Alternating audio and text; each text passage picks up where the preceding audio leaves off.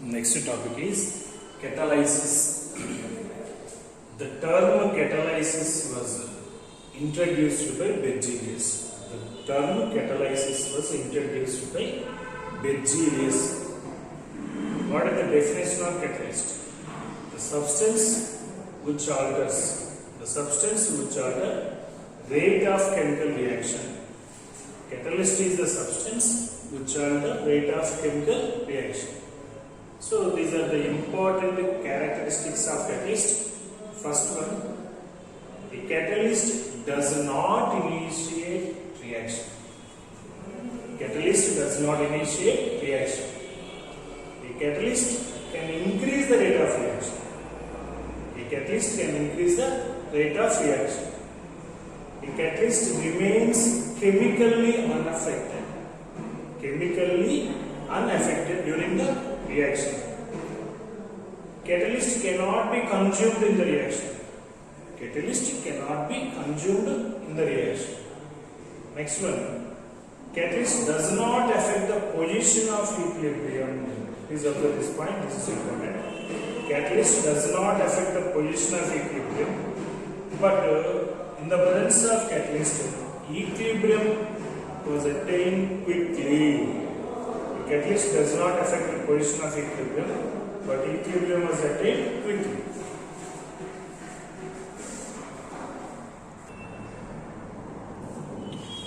Next one. Catalyst generally functions at optimum conditions of temperature, pressure, pH. Catalyst generally functions at optimum conditions of temperature, pressure, and pH, so on.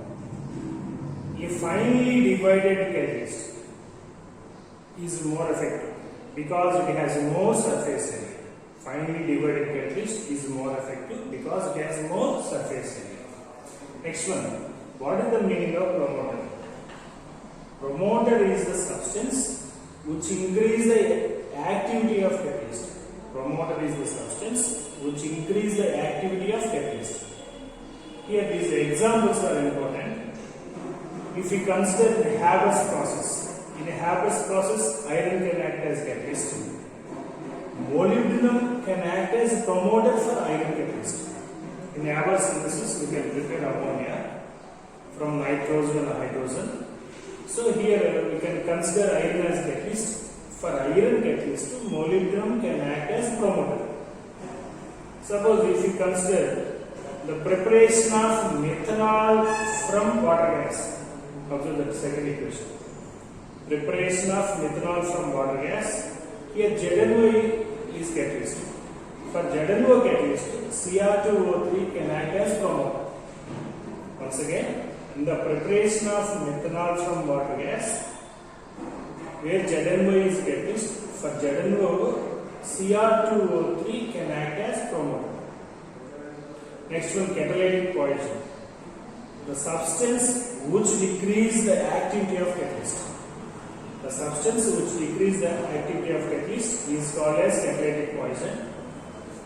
If we consider the first example, in the preparation of SO3 from SO2, platinum is the catalyst. For platinum, if you use AS2O3, arsenic oxide, it can act as poison for platinum. So the activity of platinum can be reduced in the presence of AS2O3 in the preparation of SO3 from SO2. Next one, if we consider Haber's process, already we know in Haber's process, iron is the catalyst. For iron, if you give H2S can act as poison for iron. So the activity of iron can be reduced in the presence of H2S, which can act as poison for iron in Haber's process. Next one, in the oxidation of hydrogen,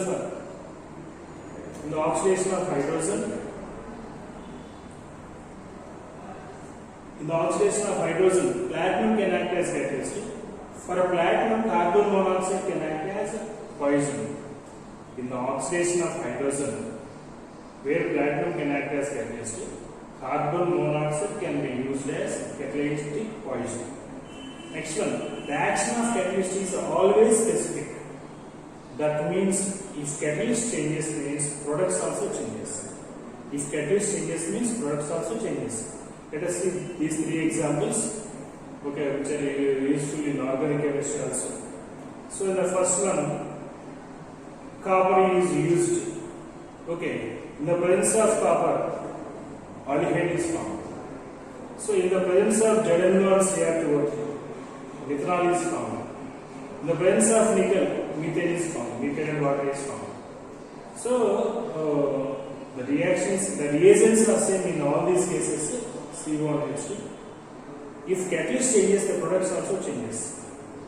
Next one, the activity of metal or metal hydroxide. The activity of metal or metal hydroxide catalyst increases with temperature. In the case of metals, metal hydroxides, okay, the activity increases with increase in temperature, whereas for biological catalyst, the activity decreases with increase in temperature. For biological catalyst, the activity decreases with increase in temperature. So these are the important characteristics of catalyst.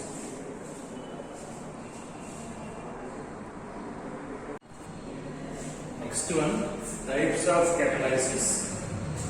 Generally, types of catalysis are two types: homogeneous catalysis and heterogeneous catalysis. In homogeneous catalysis, both the reactants and the catalyst both are in same phase. In heterogeneous catalysis, the reactants and catalysts are in different phase. Depending upon the phase, classification is there. Okay. Now, homogeneous catalysis. Homo means same. Both the reagents and catalysts are in same phase. If we consider few examples of homogeneous catalysis, the first one is lead chamber process. Here SO2, this is in gaseous state, oxygen in gaseous state. NO catalyst is in gaseous form.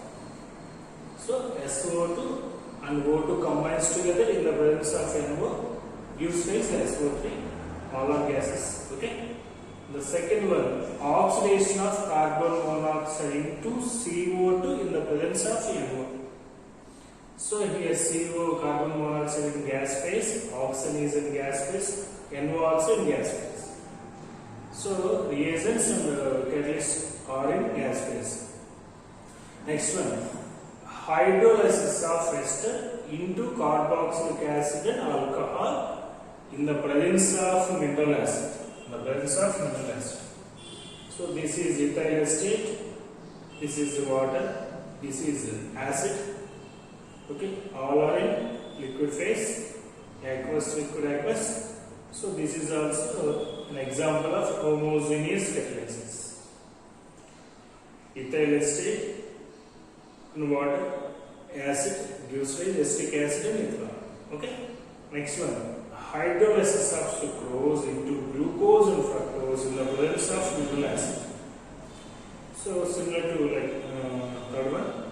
So sucrose, water, mineral acid, glucose and fructose.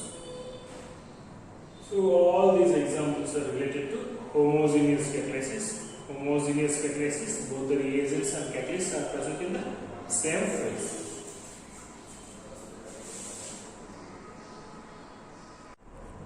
Next, heterogeneous catalysis. The catalysis in which both the reactants and the catalysts are in different phase. So these are the examples for heterogeneous catalysis. In the first case, here SO2 is gas, O2 is gas. There is a platinized asbestos which is in solid form, or we can take vanadium pentoxide, this is also solid. Okay? SO2 gas, O2 gas, platinized asbestos solid, V2O5 also solid. Then we can get SO3. In Haber synthesis, nitrogen is gas, hydrogen is gas, but the main catalyst iron is solid. Okay, in Ostwald's process, here oxidation of ammonia takes place. Ammonia here is gas, oxygen is gas, platinum solid. So in next one, in the decomposition of water, H2O2. In the decomposition of H2O2, H2O2 is liquid. We can take either platinum, solid platinum, or MnO2, solid MnO2. Okay. So here this is liquid, this is solid. Okay. Next one, in the case of hydrogenation of vegetable oils, vegetable oil is in liquid form, whereas the hydrogen is in gas. Nickel is solid. The catalyst nickel, which is in solid form. Okay. So these are the few examples for heterogeneous catalysis.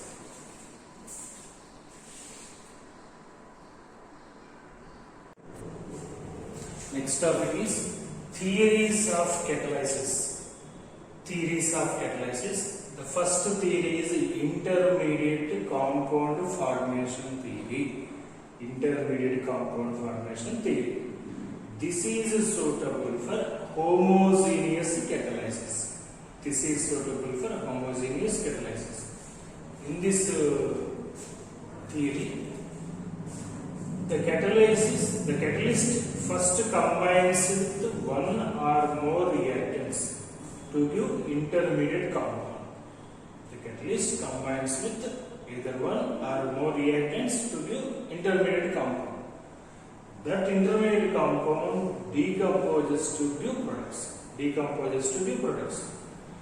That decomposition may be either alone or with other reagent. The decomposition of the intermediate compound may be itself alone or with other reactant. It may be possible. For example, if we consider this reaction, SO2 gas, O2 gas, in the presence of NO gas gives rise SO3. If we observe the mechanism, NO catalyst first combines with O2 to give NO2. NO2 is here intermediate.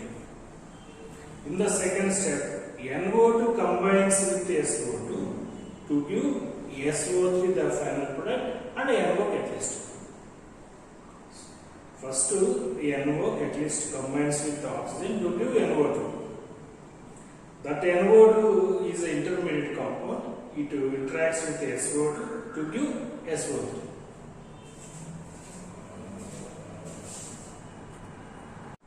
Next example for a homogeneous catalysis, intermediate compound formation.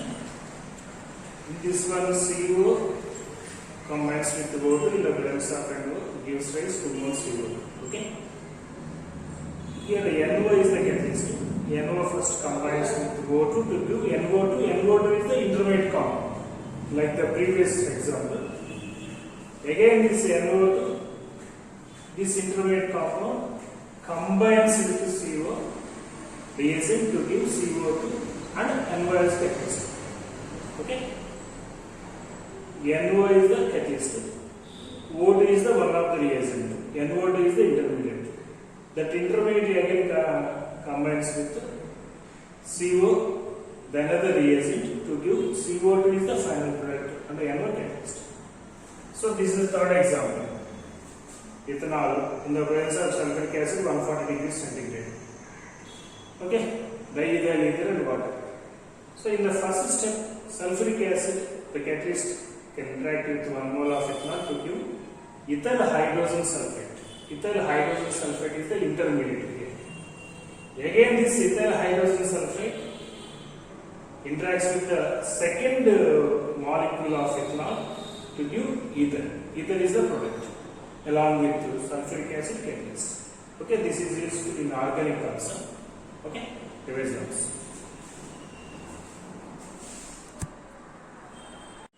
Next one, absorption theory. This is applicable for heterogeneous catalysis. Applicable for heterogeneous catalysis. It has 5 steps. In the first one, diffusion of reactants to the surface of the catalyst. Diffusion of reactants to the surface of catalyst takes place. The second one, absorption of reactant molecules on the surface of the catalyst. Absorption of reactant molecules on the surface of catalyst. Third one, occurrence of chemical reaction on the surface of catalyst through intermediate formation. Occurrence of chemical reaction on the surface of catalyst through intermediate formation. Fourth one, desorption of products from the surface of catalyst. Desorption of products from the surface of catalyst. Fifth one, diffusion of products away from the surface of catalyst. Diffusion of products away from the surface of catalyst.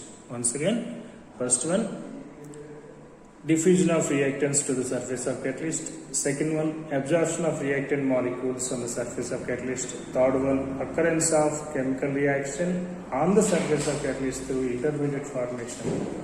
Fourth one, desorption of products from the surface of catalyst. Fifth one, diffusion of products away from the surface of catalyst. Next one example. See this example. This is a hydrogenation of ethylene to ethene. Hydrogenation of ethylene to ethene in the presence of nickel. So this is a hydrogen gas, this is ethylene gas. So both these gases are diffused on the surface of nickel. So first hydrogen gas is absorbed. So if hydrogen gas is absorbed, it will be like this. After that, the ethylene gas is absorbed. So if ethylene gas is absorbed, please observe the difference. Okay. Here there is a bond between carbon and hydrogen. New bond is going to form. So out of the two bonds, because here carbon to carbon initially it has double bond. So one of the bond slowly becomes weak. Okay. After that, decomposition, because where ethane is formed, so ethane is formed. Of formation of ethane, that product ethane is separated from the surface of the catalyst. After that, the ethane can be diffused away from the. Next one, important features of solid catalysis. For the solid catalysis, two factors are important. First one is activity, second one is selectivity. The activity generally depends on the strength of decomposition. Activity depends on strength of decomposition. The reactant molecules must reasonably absorb on the surface of the catalyst. That is important. It is weakly absorbed means no use. Strongly absorbed means that is also becomes a problem. So the reactant molecules must reasonably absorb on the surface of the catalyst. For example, if we consider hydrogenation of catalytic activity, in the hydrogenation, the catalytic activity increases from group 5 to group 11 metals. Group 5 to group 11. Generally, between 7 to 9 groups, the elements, the metals which are present between 7 to 9, they can show maximum activity. If we consider this example, formation of water molecules from hydrogen oxide in the presence of platinum. So between 7th group to 9th group elements generally show maximum activity. Okay, please observe this area. We have a previous objective question in this area. Next one, selectivity. Selectivity means the ability to direct a reaction to give you a particular product. The ability to direct a reaction to give you a particular product. These are the examples already we discussed. The catalyst in this product stages. In that cases, we discussed about this. Suppose in the first one, if nickel is given, product is made in methane and water. In the second one, ZnO or Cr2O3, methanol is formed. In the third one, if the catalyst is covered, formaldehyde is formed. So, by observing all these, you can simply say the action of catalyst is highly selective. The action of catalyst is highly selective.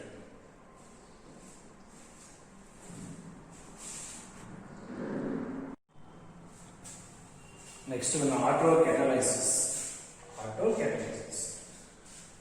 If one of the product in any reaction can act as a catalyst, the type of reaction, the type of catalytic activity is called as autocatalysis. In this process, generally, initially the reaction is slow, but the catalyst, that here catalyst means one of the product. after formation of few amount of the catalyst, because that is one of the product, gradually the reaction becomes fast. Suppose in the case of oxalic acid, in the presence of potassium permanganate and sulfuric acid, the Mn plus 2 ion present in the MnSO4, Mn plus 2 ion present in the MnSO4, this is one of the product, can act as autocatalysis. Okay, potassium permanganate, oxalic acid, sulfuric acid, products are 4, K2SO4, MnSO4, CO2 and H2O. But here autocatalyst is Mn plus 2 present in MnSO4. After formation of MnSO4, few amount of MnSO4, the reaction becomes fast. So this is R sign. After decomposition, can give arsenic and hydrogen gas. If few amount of arsenic is formed, then the reaction, then the decomposition becomes fast. So here, arsenic is autocatalyst. Next one, shape selective catalysis. Generally, in this one, the reaction depends upon 2 points. First one, pore structure of catalyst. Pore. Okay. Next one, size of the reactant and product molecules. Size of the reactant and product molecules and pore structure of catalyst.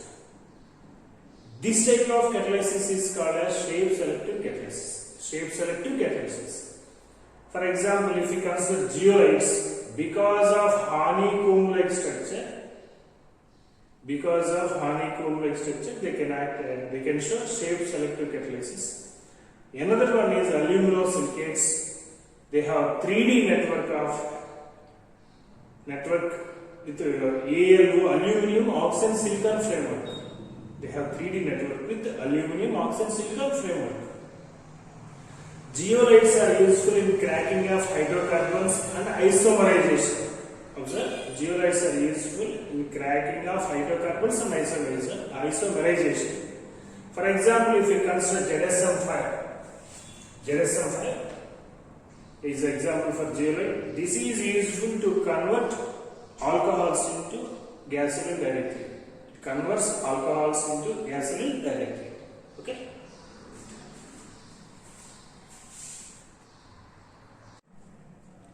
Next one, enzyme catalysis. Generally, enzymes are biochemical catalysts. For example, if we consider invertase that is present in the yeast, sucrose can be converted into glucose and fructose. Okay. Next one, gymase. Source is yeast. Gymase converts glucose into ethyl alcohol and CO2. Diastase present in malt. Okay, starch is converted into maltose by diastase. Maltase present in yeast. Maltose converts into glucose. Urease present in soybean. So urea converts into ammonia and CO2. Pepsin present in stomach. Proteins are converting into amino acids. So these are the few examples. So enzyme is biochemical catalyst. Okay. These are the enzymes, these are the sources, these are the enzymatic reactions.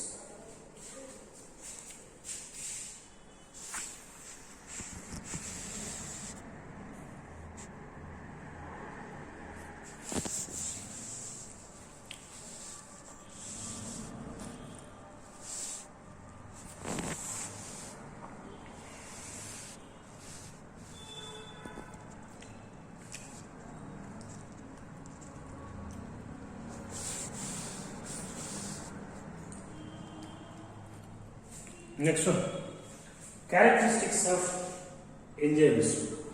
Enzymes are highly specific, highly efficient, highly active under optimum temperatures and pressure, pH only. Optimum temperature and pH only. Optimum temperature means it is around 298 kelvins to 310 kelvins. pH means between 5 to 7 H. Okay, the activity of enzymes is increased in the presence of non-proteins which are called as coenzymes. These non-proteins are called as coenzymes. Generally, metal ions like sodium, manganese, Mn+2, CO+2 and Cu+2. Generally, these metal ions are weakly bonded to enzymes and can increase the catalytic activity. Once again, the activators like metal ions like Na+2, Mn+2, CO+2 and Cu+2. These are weakly bonded to enzymes and increase their catalytic activity. Example, amylase is very active in the presence of Na plus ion. Okay, like regular catalysts, these biocatalysts also can be inhibited or poisoned in the presence of certain substances. Okay.